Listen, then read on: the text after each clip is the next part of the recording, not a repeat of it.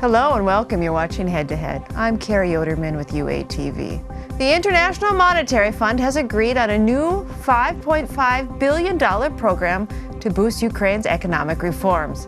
The three-year plan, which still must be approved by the fund's management, was agreed upon during a telephone conversation on December 7th between Ukraine's President Volodymyr Zelensky and IMF Managing Director.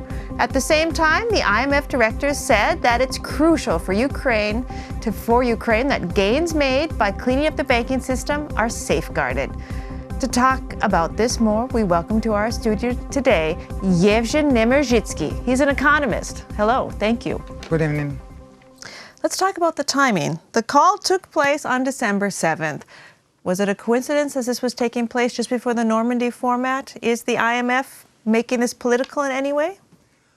I believe that the political part in this agreement exists. Of course, not only economic, but this both sides exist in maybe in every country. So what I want to say, it was big delay with this agreement. We saw negotiation between our cabinet and the IMF and National Bank, and the agreement was not achieved.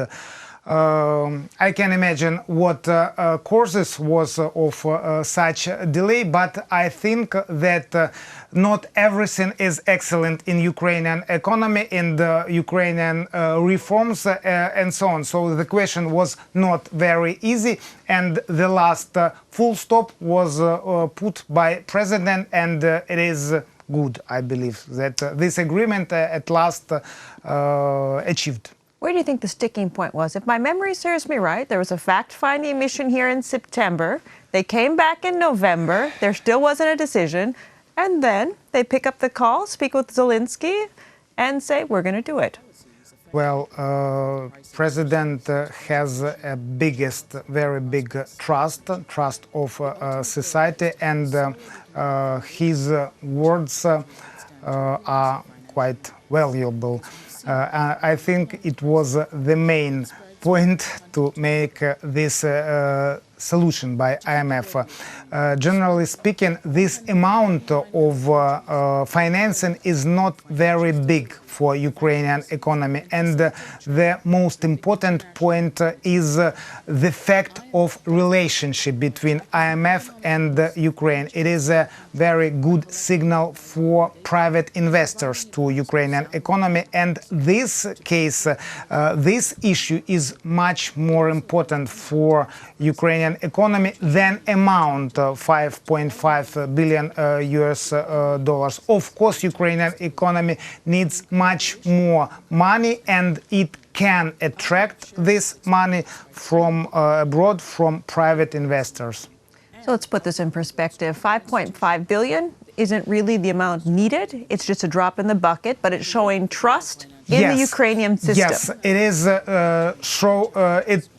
showing trust to Ukrainian system, to Ukrainian politicians, cabinet, and so on.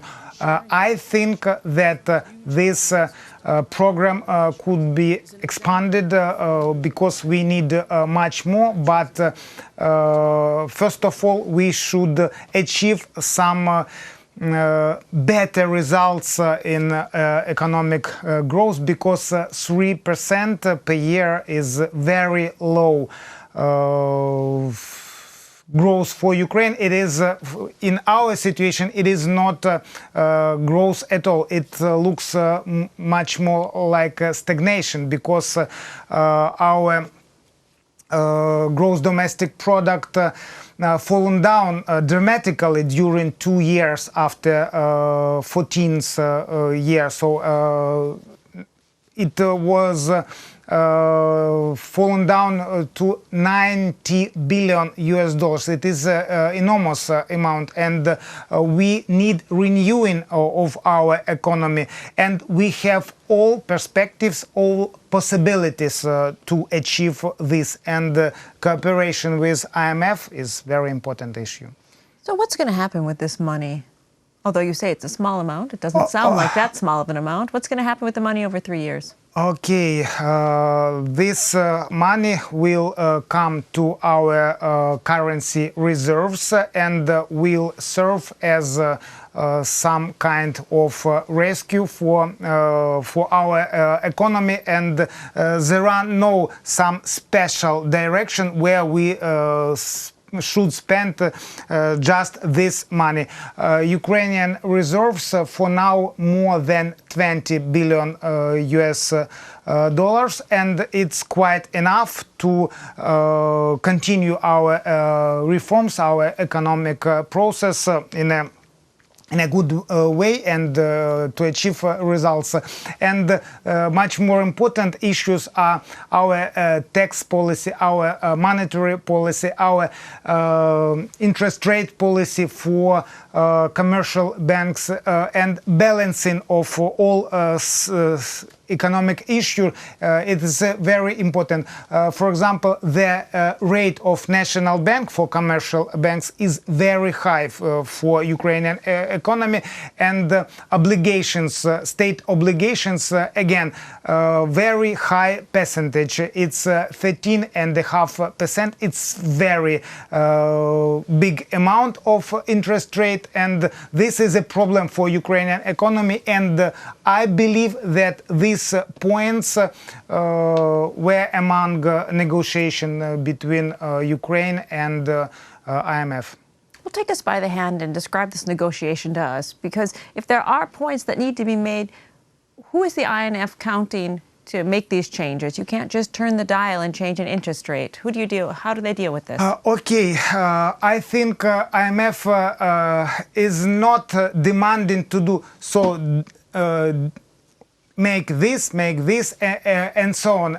It provides some recommendation, and the main issue is economy should develop business condition for entrepreneurs, for Ukrainian business, for citizens should be better, and court system again should be much better. So all these issues are very important, and they influence for all economy. And generally the gross domestic product for person is very low in Ukraine, and all this influence the situation, the economy. And again, I do not believe that IMF demand some very special things. So please make the interest rate of National Bank for commercial banks on such level. It has not such rights, but it is demanding balancing economy like this. Is this a victory for Zelensky? Yes, it is. It looks like he put as I told, the last full stop. He see the situation that the cabinet and National Bank cannot achieve agreement, and he took things in his own hands, and again he made this decision. For the IMF, then, it's not really the journey, but it's the destination to get the standard of living up for the civilians? Of course, and it is a task for our authorities, and it is a task for whole our society. And here we at the same direction. So I think everyone interested in this achievement of rising standard of living, and we should combat, of course, corruption. It is the main problem of Ukraine. A lot of people said in September the IMF was a little bit concerned about issues with Privat Bank. How was Zelensky able to convince them otherwise in just 3 months' time? First of all, everything should go in accordance with law. The case of nationalization of Privat Bank was not in accordance with Ukrainian law. It were breaches from the side of the state, and these breaches are obvious. So it is in accordance with court solution. So the court recognized that there were many violations of law.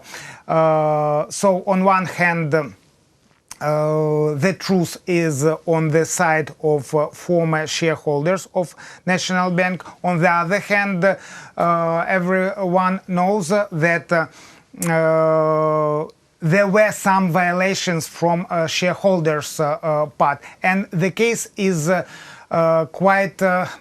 It is not easy case, but I do not believe that IMF was demanding to make some law in accordance with which so the bank could not be returned to former owners, because it violate the main principle of right of the law. So, but during negotiations, I think that this question was raised up, and the main demand of IMF was not to allow some illegal version of returning the bank against interests of economy and Ukrainian society. Well, it sounds like President Zelensky has had a very successful week. Yes, especially yesterday's his negotiations with leaders, and he's winner, and everybody see it, and everybody wish him further success. Well, the IMF is making a first small step, and let's hope private business and investors follow. Thank you very much for your time today. Thank you. That was Yevhen Nevmerzhytskyy, economist. Thank you for watching, and stay tuned for more with UATV.